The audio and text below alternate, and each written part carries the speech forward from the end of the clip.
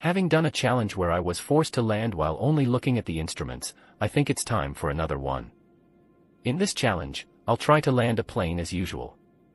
But here's the catch.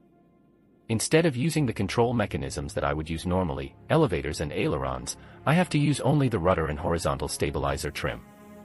This actually ended way better than I expected. Watch till the end to see what happened.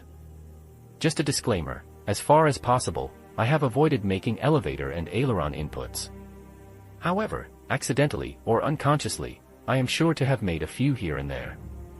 Though this is the case, rest assured that these small inputs did not greatly affect the results of this experiment. Unlike when we landed with only the instruments, with this one, we actually have a decent level of control over the aircraft. We have ways to control pitch, roll, and yaw as well, just not the optimal ones.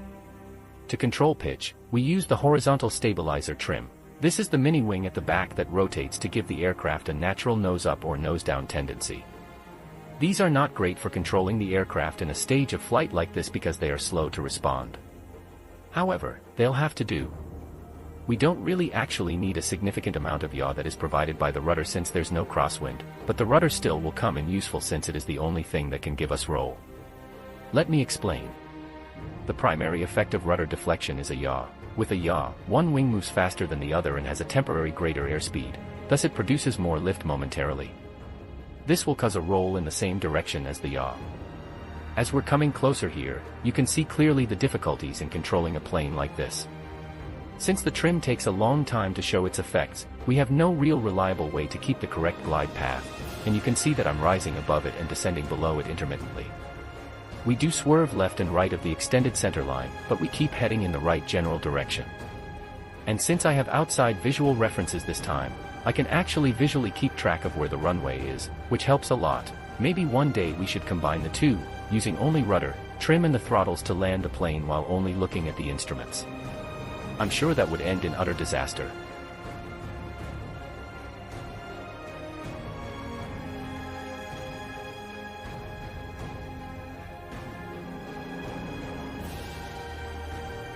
As we're coming on short final, we can clearly see that I'm way too high, which is also indicated on the poppy lights.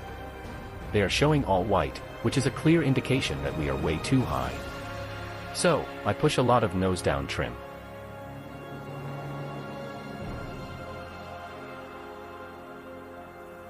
I soon realized that was a bit too much and retract some of it.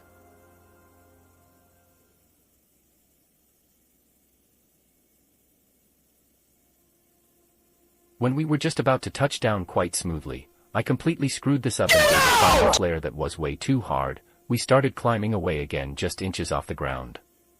And then I, being the idiot I am, screwed up my second attempt at touching down. It was nothing short of horrendous.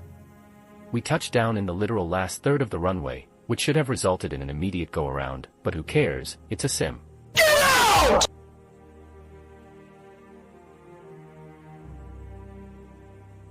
And we stopped before the end of the runway.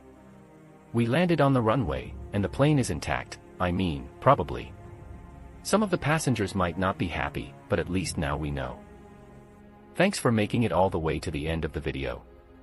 If you enjoyed, please subscribe to see more similar aviation content. Also, on your way out, if you would be so kind as to do me a favor, leave a like, and maybe a comment. Have a great day and see you next time.